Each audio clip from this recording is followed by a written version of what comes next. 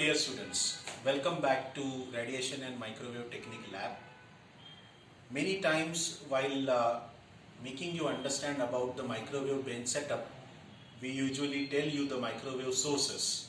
So one of the microwave source which we have studied into the theoretical part is about reflex klystron. So reflex klystron is one of the microwave device. Another gun diode you can use as a microwave source device. There are a lot of other devices. Some are in the M type, some can be in a O type device.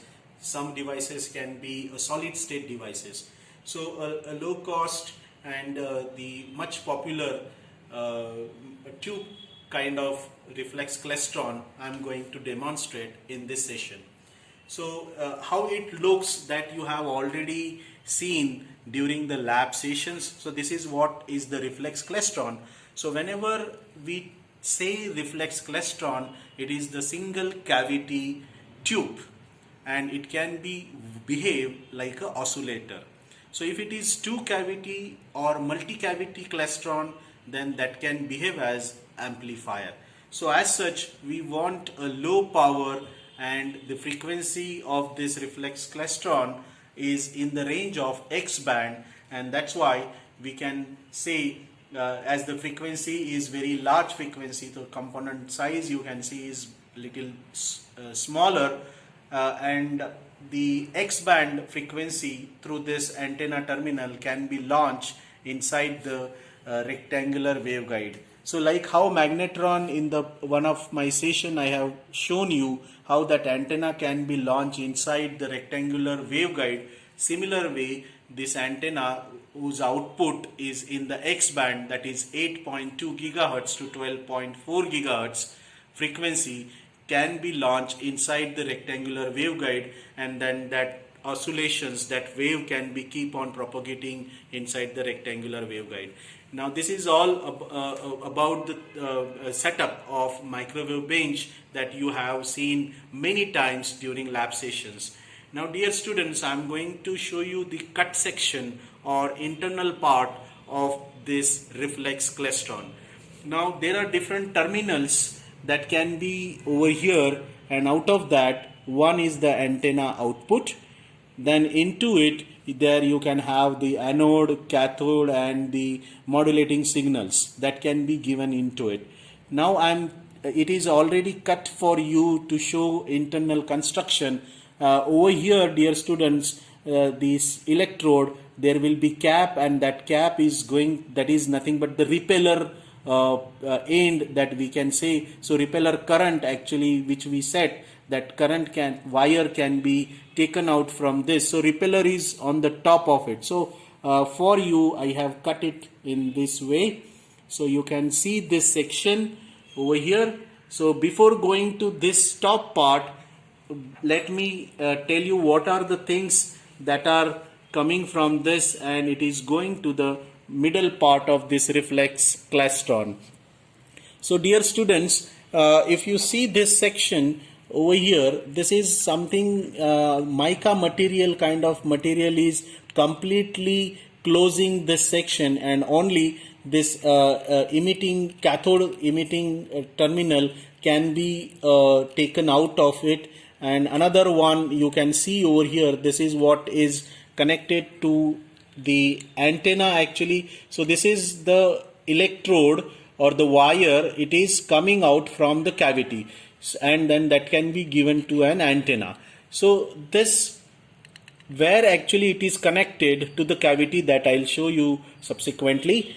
Before that, let me tell you, this is the wire, this is the section which is emitting, which has internally a cathode and anode tube, right? So this section, through this section from the middle, it will start emitting the electrons, and this cavity is maintaining, that is the anode section, which accelerate the electron, and it will force to move in the axial direction linearly, because these devices are the linear device, O type linear device.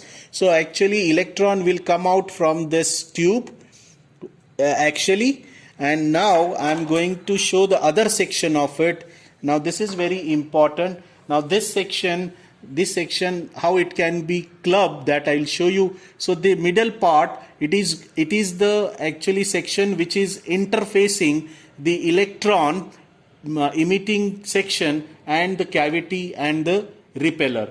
So this middle section will be like a cap over here, so it will be fixed on the top of it, and this section will be fixed up with the antenna. This is how it has been cut. Now I'll tell you where is the cavity. Now if you see over here, so you can see the a little bit 1 mm around section is taken, it is raised above this reference area, right? So that is the actual cavity. This is the cavity area. So when electron will go inside it, internally it will go towards the repeller. So there is a repeller. So before that repeller, it will try to go towards the repeller. But if the repeller voltage is a high negative voltage, it will try to turn back the electron. And there you can see here in this section, this is what is the around 1 to 2 mm cavity, a circular cavity. Can you see this raised part? This raised part is the actual cavity of this reflex klystron, where bunching process will happen, and through this extended part it will be given to an antenna, and then internally it has an electrode that is nothing but the repeller. So the remaining electrons, if it is there, some of the electron is reaching towards the repeller, and through this repeller end, the signal or the current which is generated by this tube can be measured. So that, as I told you, for this particular reflex tube which we are using in a lab, we are not going beyond 20 milliampere current. We are restricting it below the 20 milliampere current, right?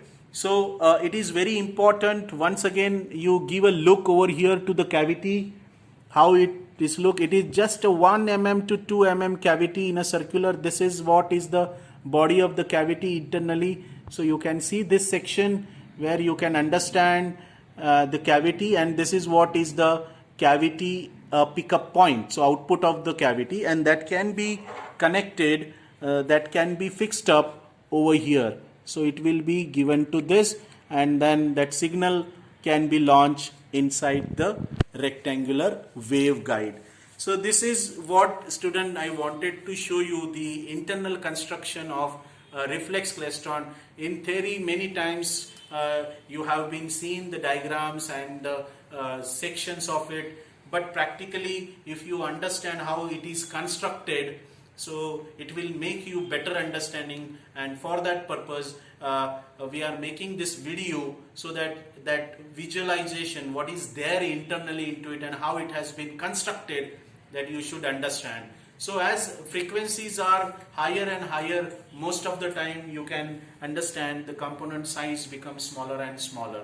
So dear students, with this reflex klystron and its construction, I'll stop this presentation now. Thank you very much.